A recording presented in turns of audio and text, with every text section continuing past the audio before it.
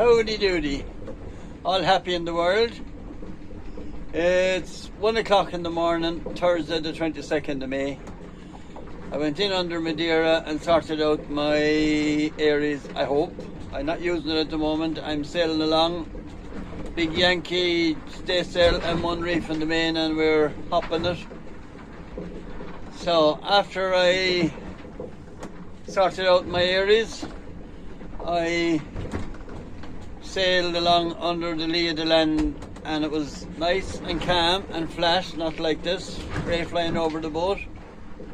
But the fluky wind was all over the place, a lot of southwest, just conduction, isn't it? Conduction, the heat rising off the land sucks the air in off the sea. So, all is good and happy out that I have the Aries back when I need it. I put in 2 bolts in where the pins were. They were, I'd say 7 mil, 6.5, 7 mil. I tapped them in, no problem. Didn't have to make the holes any bigger.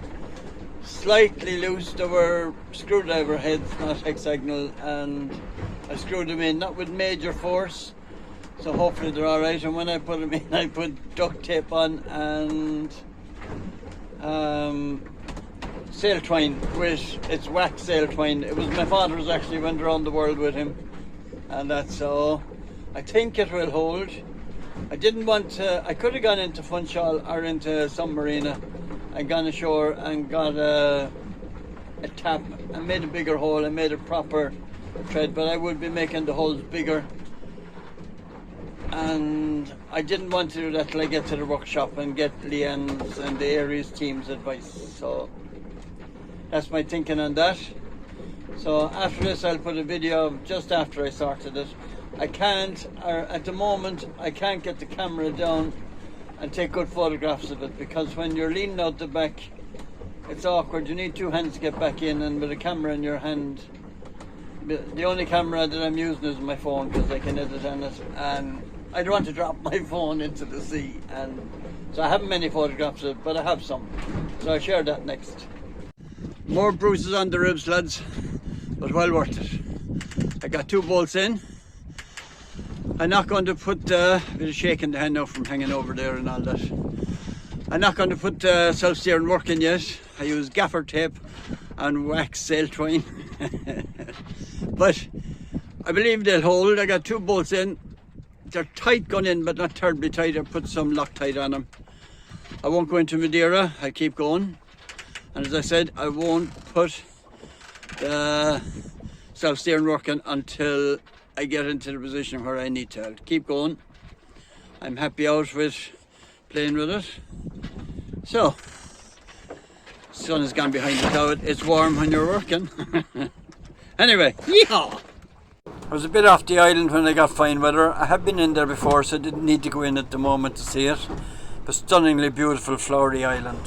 While working over the back of the boat, I managed to break the mushroom that gives the GPS signal to my AIS, which is a pity. The new one will be fitted in different positions, so hopefully this wouldn't happen again.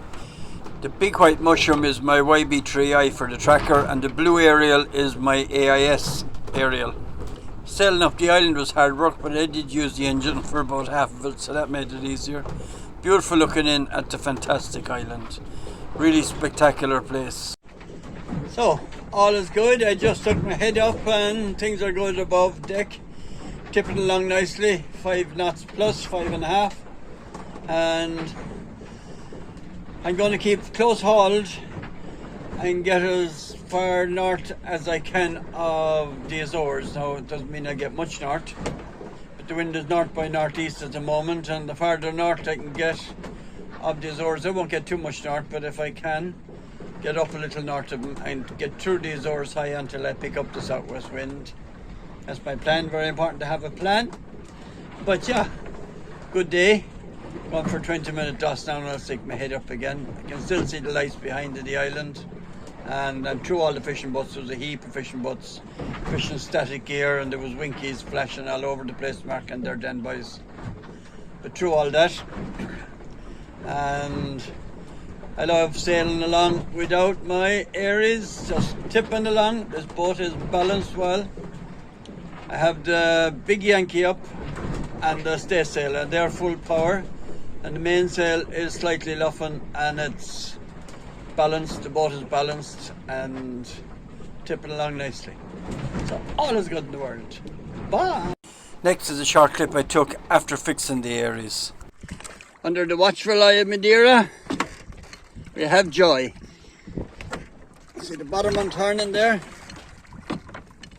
Oh yeah. And there's Madeira inside there. So all is good in the world for another while anyway. I'll show in more detail when I get the Aries back to the workshop, but the 2 bolts I put in, I taped over them and then tied them together to stop them falling out, just to stop them on threading. Here is a photo of the Aries on the back of the boat some time ago. You can see the gears there. The ones on the bottom are the ones that dislocated from the spindle going down through the casing that holds it. So that's the one that's the problem.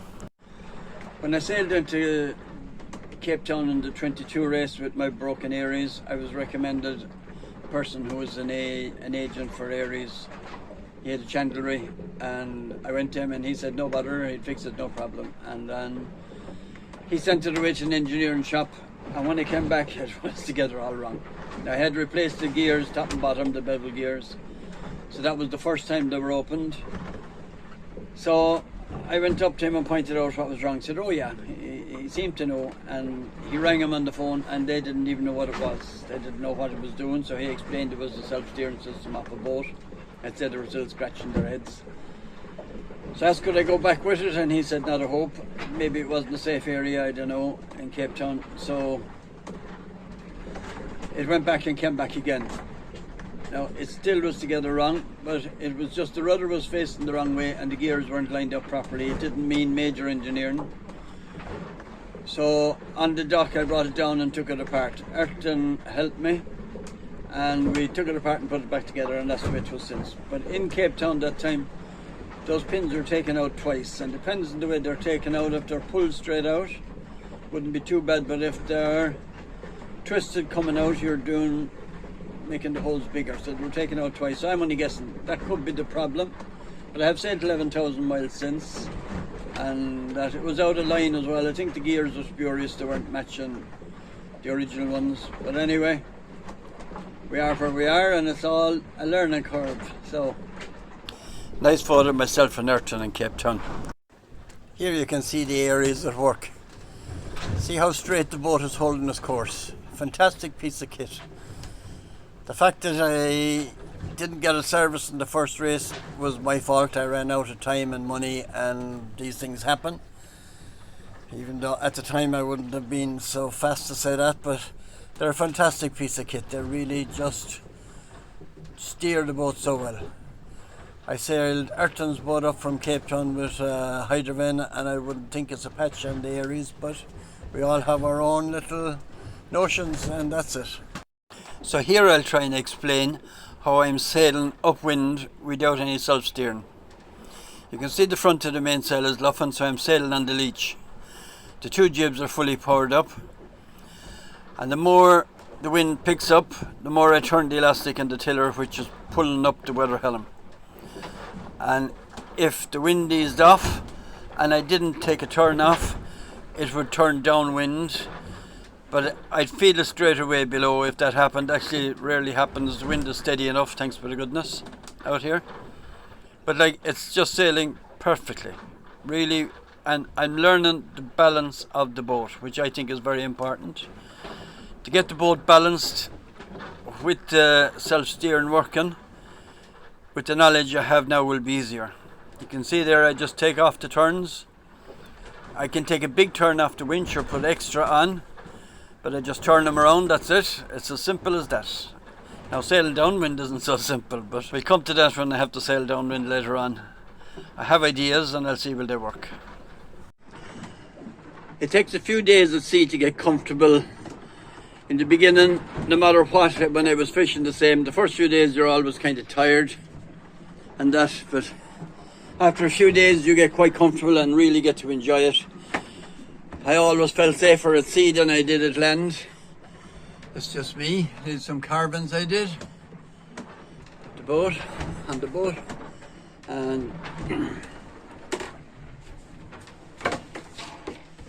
That logbook was belonged to my father. I carved this in the inclinometer and I really use it and it works very well. You can see I'm between 10 and 20 degrees now. The wind is easing off. This is such a fantastic piece of kit. The blue aerial that I pointed out earlier, it tells you when there's a boat close by. Really works so well. To do a radar alarm as well that I may get, because I find the Echo Max I just can't get it to work and I'm not getting great satisfaction after the company. That's it there. See that orange light? That means the alarm will go off, and that no matter where I am, that means a small radar close by. It always goes off, I don't know, but we have to have it anyway, so I have.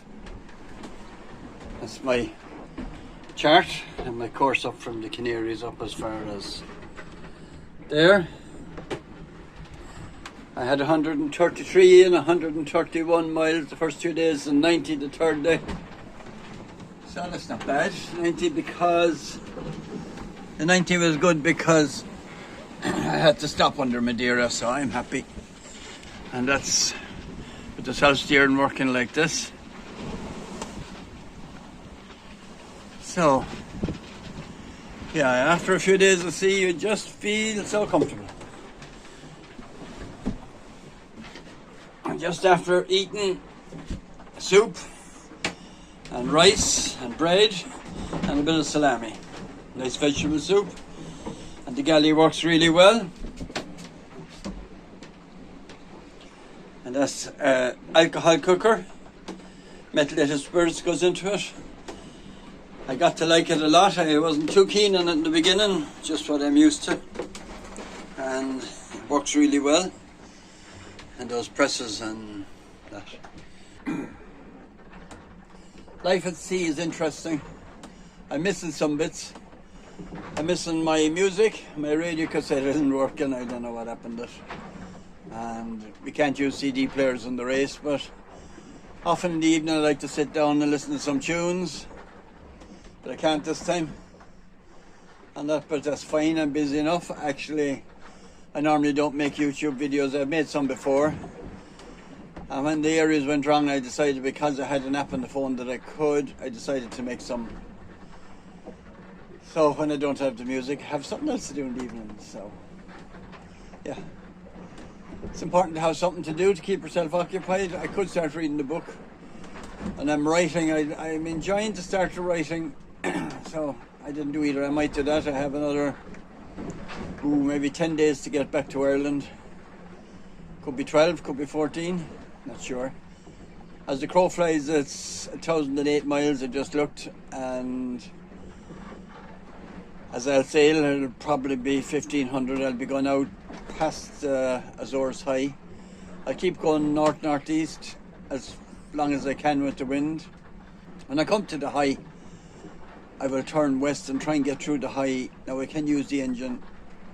I don't have an Tarajal, an electric one, so I'd only do 4 or 5 hours, take a break, have something to eat, and do another 4 or 5 hours. But only time will tell how I'll do. So when I get through the high, I will pick up southwesterlies and head up to Ireland. Now sometimes the high moves east and west, and when you get to it, if it's moving west, it'll take me longer to get through. If it moves east, I can get through quite handy. It's a lot of luck. If you're racing, it's a big difference, but it's just a cruise. And actually, the longer I spend out here, the more relaxed I'll be. And as a pensioner, there's money going into the bank from the government, and I can't spend it out here. No helicopter shops out here today. So that concludes this video. So if you'd like your Brandon on the boat, please look at patlawless.com or patlawless.irish, and all the contact details are there. I will have a raffle coming up for a beautiful painting by Honora O'Neill, and the Ash Hotel have a prize in it, and there'll be lots of prizes on the night. When I get back to Ireland, I'll start to push that to help my funding. My budget was 107,000 when I was sailing home, and I had it down to 88,000, and now I'd say it'll be below 50, fingers crossed. I have views coming up about different people supporting me. So thank you very much.